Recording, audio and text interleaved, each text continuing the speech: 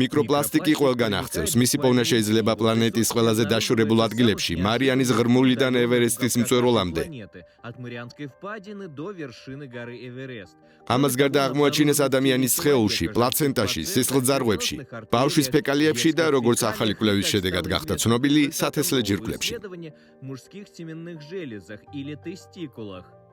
The main plastic polymer that was observed was აღმოჩენილი პლასტიკი ძირითადად არის პოლიეთილენი. მას მოყვება პოლივინილ ქლორიდი და პოლიპროპილენი.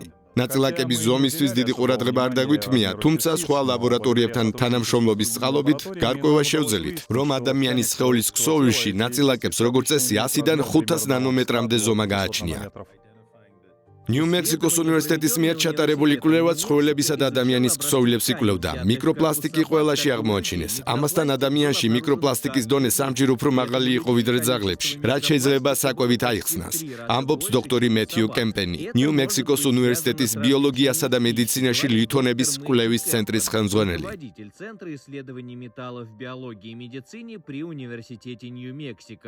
our suspicion right now is that it's a lot based on the fatty foods we eat. ჩვენი ჰიპოთეზა მდგომარეობს იმაში, რომ მიკროპლასტიკი სხეულში ძირითადად ცხიმიანი საკვებით ხდება. თუ ცხიმიანი პლასტიკის ჭურჭლიდან გიჭამია და შემდგომ გარეცხვა გიცდია, მაშინ გეცოდინება, რომ ბევრ ძალისხმევასა და სარეცხ საშუალებას საჭიროებს.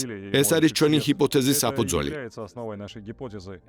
ცხიმიანი საკვების მიღებისას ნანოპლასტიკი კუჭნაწლავით სხეულში აღწევს. ქოლესტეროლთან და ცხიმებთან ერთად გადაადგილდება, რომელსაც ყოველდღიურად მოვიხმართ.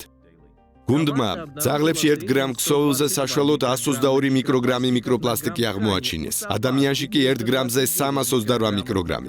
კვლევა დისკუსიას აჩენს იმის შესახებ, თუ რა გავლენას ახდენს მიკროსკოპული ნაწილაკი მამაკაცის ფერტილობაზე. მეცნიერებმა ზოგი პასუხი უკვე მიიღეს. ძაღლის ჯირკვლების ნიმუშები შეისწავლეს, რომლებსაც კლინიკაში გეგმიურ სტერილიზაციას უტარებდნენ.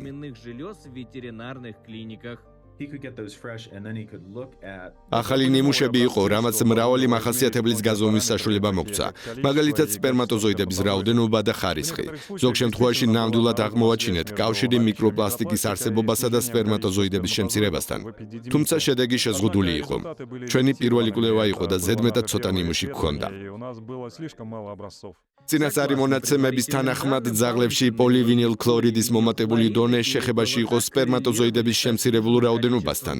ვინაიდან პოლივინილ ქლორიდი ფართოდ გამოიყენება, არსებობს შიში, რომ ეს პლასტიკი შეიძლება სპერმატოზოიდების რაოდენობას ამცირებდეს მამაკაცებში. თუმცა დასკვნის დასადასტურებლად, ან უარყოფისთვის აუცილებელია შემდგომი კვლევები. Однако для того, чтобы подтвердить или опровергнуть этот вывод, необходимы дальнейшие исследования. სასამართლო ექსპერტიზის ბიუროსთან ვმუშაობთ. გარდაცვლილი ადამიანების გვამები შემოდიოდა და ცდისთვის ქსოვილების ნიმუშების მიღება შევძელით, მაგრამ ისეთ მდგომარეობაში არ ყოფილა, რომ შეგძლებოდა სპერმატოზოიდების რაოდენობის შეფასება. მოცემულ დროს მეცნიერებას ცალსახა პასუხი არ აქვს კითხვაზე, რა გავლენას ახდენს ხანგრძლივადიან ხედვაში მიკროპლასტიკი ორგანიზმზე და რეპროდუქტიულ სისტემაზე.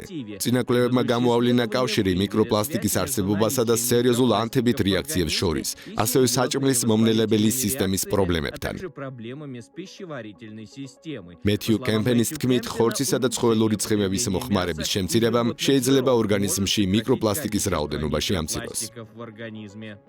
Алексей Горбачев, Юрий Закревский специально для программы «Детали».